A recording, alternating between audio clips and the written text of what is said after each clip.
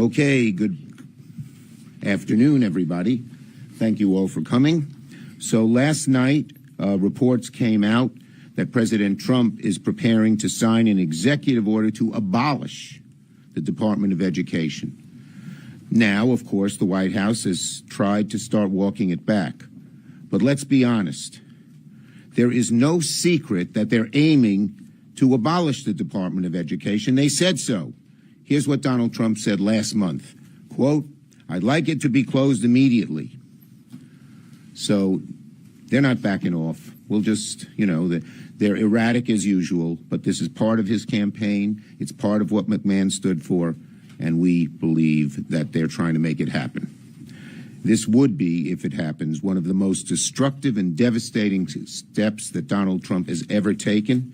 Who's going to be the victim? Americans' kids, America's school children. To get tax breaks for his billionaire friends and hurt our school children? I don't think that's what America wants. I don't think that's what America bought into. I sent my kids to public schools in New York City. Public schools are the bedrock of our country. I went to public schools. In fact... And they don't always succeed, as you saw. Most of the time. We went to Madison High School together. And I think PS 197? Yes. Okay. But in any case, the 90% of Americans, 90% of students in the United States attend public schools. And every single district will suffer because of what Donald Trump is doing. Again, America, he's using your kids' education money to give tax breaks to his billionaire buddies. It's that simple. He's looking to find any money he can so his billionaire club can pay even less taxes. And this is why every single Democrat said hell no to the nomination of Linda McMahon, one of the only nominees in history tasked with destroying the very agency she's trying to lead. Linda McMahon wants to detonate the Department of Education. So why is she taking the job? Just to be destructive. The blast radius of this order will harm nearly every child, every teacher, every family, and every community. Taking a chainsaw to the Department of Education and undermining its mission to educate our next generation would be horrible for our schools, our families, the children Secretary McMahon is supposed to serve. And don't forget, defunding education means property taxes will go up across the country, particularly in suburban districts. If you look at this chart, the states that have the most to lose if the education department is dismantled are Trump states, and particularly rural states. In rural America, there's one school in the community. You undercut it, and education just dramatically declines. The Department of Education, as I said, is a lifeline for schools across America. Without it, rural schools, many of them would vanish, and schools will crumble at the foundation. And education is the best investment for a struggling community. Without good schools, without the funding to support these schools, children will be hurt, our country will be worse off, and the American dream falls by the wayside. Kids with special education in particular will be left out in the cold. We've struggled for years to give these kids a good chance out the window to help the billionaires. Class sizes will explode, job training programs will vanish, college will become more expensive and out of the reach for more middle-class kids, homeowners will be hammered with rate hikes.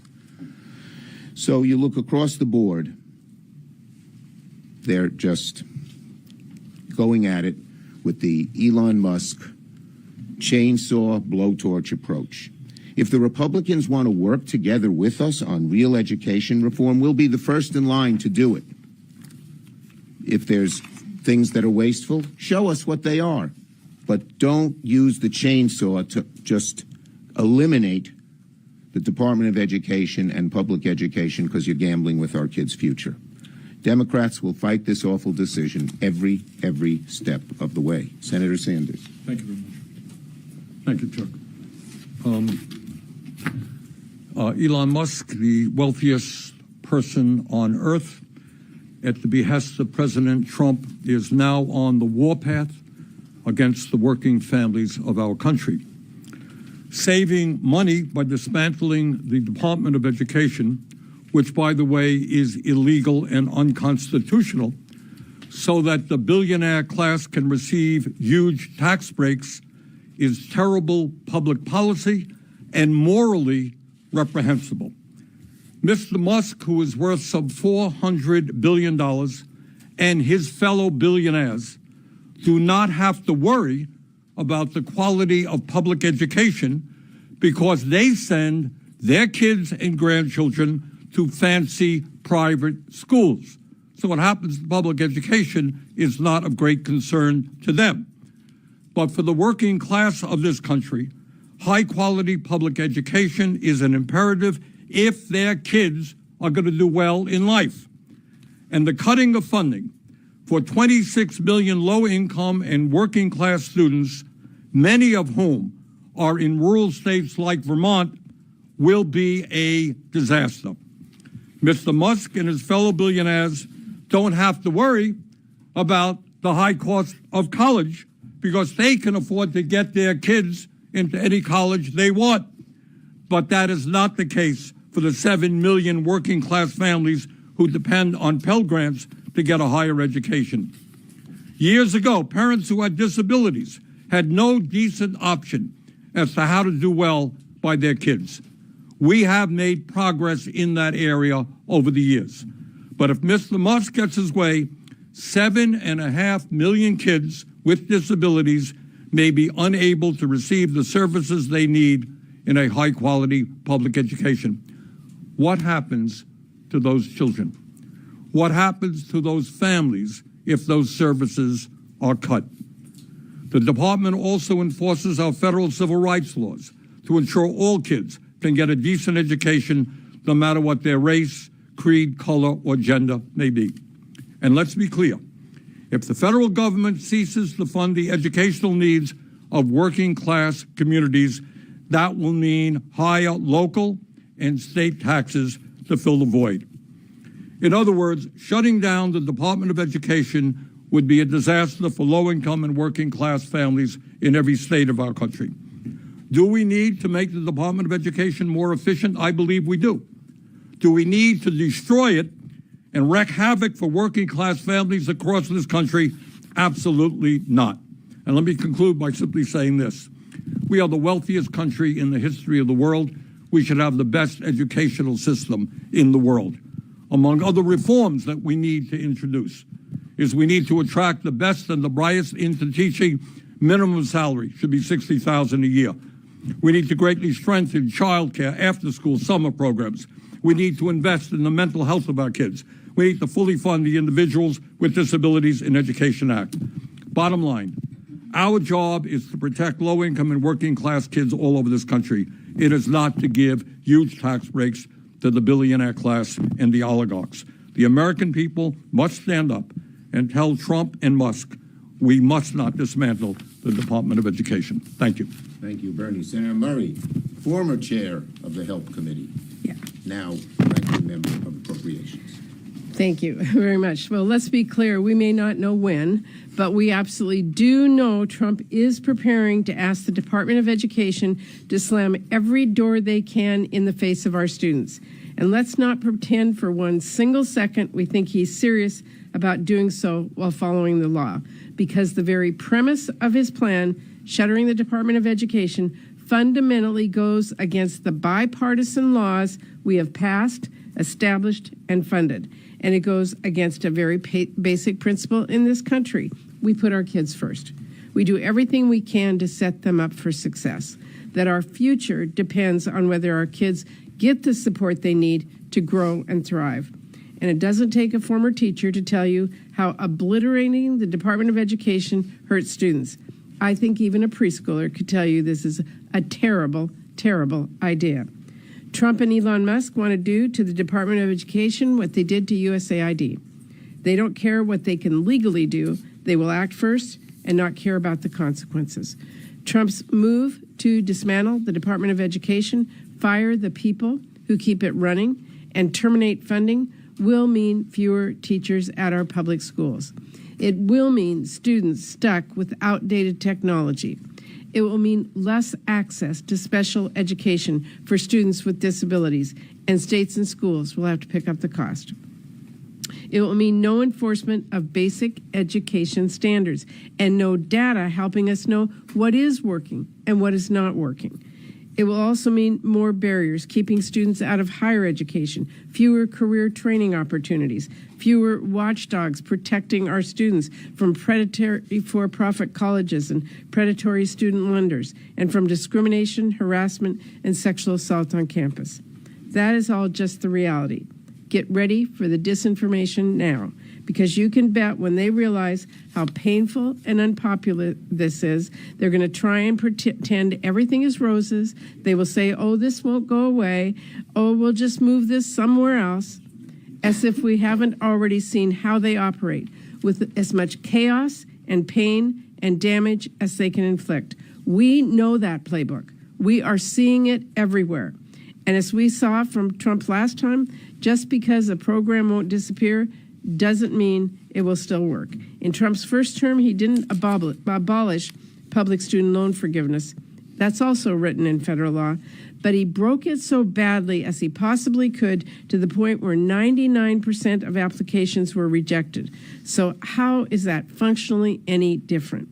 That's what Trump and Musk and McMahon are planning to do to the entire department. They're going to break it up into pieces and then break the pieces. Trump and Musk don't know what it's like to count on their local public school having the resources to make sure their kids get a great education. They don't know why Pell Grants are so important, and they don't care to learn why. They want to break the department, break our government, and enrich themselves. However, we are not going to let the department and the programs it supports for our kids go down without a fight. I first got into politics many years ago to save an education program. I was told I couldn't make a difference because I was just a mom in tennis shoes. Well, here's the thing. There are a heck of a lot of moms and dads in tennis shoes out there, and they do not play when it comes to their kids' future. I saved that program back then by getting moms and dads to join with me, speak up and say, wait, our kids come first. And we're going to fight for our students, for our teachers, and the schools the same way, by getting moms and dads and students too to speak up, by making clear this is not some program you play politics with. This is about our kids. And we will not let anyone, not if they are the president, not if they're the richest man in the world, put our kids' future on the chopping block. Thank you, Patty. Senator Murphy. Thanks, Chuck, for gathering us here today. So nobody wants this. Nobody in America wants the destruction of public education. The plan to eliminate the Department of Education is wildly unpopular in this country, except with a handful of people on the fringy right. So the question is, why are they doing it? Listen, I think Bernie's point is really important, right? Billionaires do not need public schools. Billionaires don't understand the magic that happens in public schools. The billionaires that are in charge of our government right now send their kids to the most elite private schools, and if every public school disappears in this country, they will still be able to get their kids an education. And it's consistent with the entire way that they are approaching the first 6 months of this administration. Billionaires don't need Medicaid. So to them, it doesn't matter if Medicaid disappears and rural hospitals close and addiction treatment centers shutter their doors, because the billionaires will still get their health care. They talk about Social Security being a Ponzi scheme. They're shutting down Social Security offices around the country because they don't need Social Security. They're billionaires. They're never going to need a Social Security check like millions of American seniors do in order to put food on the table. So the billionaire mindset is just different than ordinary average Americans. And that's why to them, public education doesn't matter. But to Senator Schumer's point, here's the other reason why. All that matters right now is the billionaire and corporate tax cut. All that matters is hoarding as much money, stealing as much money from middle class and poor families in this country so that they can pass that money along to the billionaires, the millionaires, and the corporations. Everything that they are doing is about making sure that they shrink the parts of government that help regular people so that they can pass along more benefit and more help to their billionaire friends. But then here's the last piece of the story of why. The billionaire class, the corporate class, the private equity class, they are sick to death that they don't have their hands inside the Department of Education Treasury, that they can't get their hands on our schools like they've gotten their hands into our healthcare system and into every other aspect of our economy. What they want to do is to sell off our public schools to the highest bidder, right? The voucher program that they're talking about, that they will be more easily able to implement if the Department of Education is gone, is really about just making it easier for the billionaire and corporate class to be able to buy up our schools so that they can make money off of it, like they make money off of the Medicare program, like they make money off of so many other aspects of our government. So if the Department of Education closes, it's going to hurt millions of families in this country. It's just going to enable the theft of resources from regular families to pad the pockets of the billionaires. But it is also likely to result in you waking up one day and finding out that your local elementary school that your kids go to is owned by a private equity firm on the other side of the country and is being run for profit instead of being run for the education of your kids. So this is deeply unpopular. Nobody wants the Department of Education eliminated, and it's really important for us to explain to the American people why it's happening. Senator Peters. Thank you, Senator. Well, this is a very personal issue for me. I'm the son of a public school teacher. I'm the product of the public schools. My children all went to the public schools as well. And as my colleagues highlighted today, the Department of Education plays a critical role in student success, from providing IDEA grants to support students with disabilities, to Perkins grants to support career and technical education, and Pell grants to make sure that Americans can go to college. Dismantling the Department of Education is also going to just absolutely open up the floodgates for this administration to privatize education, as Senator Murphy said. And funding that is taken away from public education, we know where that money is going to go. It's going to give tax breaks to billionaires.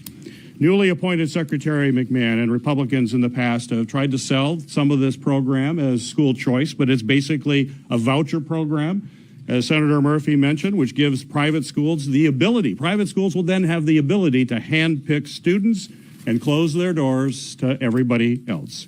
We've already seen this private school voucher program in many states, and we'll talk a little bit about Michigan, where Republicans were led by former Education Secretary Betsy DeVos, when she attempted to direct taxpayer dollars away from public schools. Vouchers in Michigan is overwhelmingly unpopular and was overwhelmingly rejected at the ballot. Republicans then in the Michigan State House later tried to slash public funds for public schools, to provide tax credits for private schools. Over $50 million diverted away in that effort, and voters once again overwhelmingly rejected that attempt just a couple of years ago. Meanwhile, as Senator Murphy said as well, this is unpopular. 68% of Americans want to boost public education funding and give our kids the education and career opportunities that they deserve. That is an overwhelming majority. Under this executive order, which we don't know when will come, but will likely come soon, it would not only eliminate federal resources for public education, but would also put more power into private schools to make decisions as to who gets education and who doesn't. We all know that these private institutions are going to privatize the bottom line. The needs of student education is to make sure that all students, no matter who they are, no matter where they live, regardless of their economic status, that they have access to quality education and an opportunity to be successful in life. I would urge my Republican colleagues to join us in this effort to make sure that we do everything we can to protect public education, the Department of Education, and give every student the opportunity to be successful. Thank you, Gary. Questions on this subject? Mr. Leader, would Democrats, you've heard a number, obviously the Department of Education is something that you've dedicated this entire press conference to. The slashing of government agencies, we know Democratic lawmakers want to maybe put some constraints on things like this needing congressional approval, and they want to tie that to government spending in this latest continuing resolution. Would those DOGE cuts be worth shutting down the government over, as some of your colleagues say that they would? The bottom line is Democrats are working to avoid a shutdown. If there's a shutdown, it's on the Republicans' back. They have yet given us their proposal. Yes. Leader Schumer, your Democratic constituents are hoping to hear more from their elected leaders. Obviously, Republicans are in control of the government, but can you do anything else but message on these issues? Yes. Look at lawsuits. Just yesterday, many NIH, the cuts to NIH were rejected. We have filed over 100 lawsuits working with the AGs and working with independent groups. We have won 87% of them. We also intend to work on legislation. I had a call with, I thought it would be 500 activists. 3,000 got on the phone. And we are focusing in all of our states on the Republican congressmen and senators voting for the things that will be so unpopular, and we're going to get a chance to have them vote on it in reconciliation.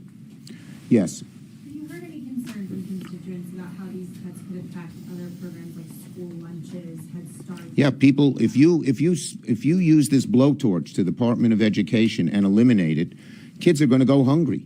They're not going to be, I don't know where they're going to get their breakfast, where they're going to get their lunches. The schools are going to be so hard pressed. And a lot of these programs are part of the Department of Education, as well as, of course, the Department of Agriculture. Yeah, Senator Schumer, up until yesterday, all the plans were to impound spending that had been approved by Congress and just ignore the Economic Control Act and sort of fight it out in the courts. Yesterday, Republican senators started pushing back on Musk and saying, hey, send us a decisions package that can bypass a filibuster here in the Senate.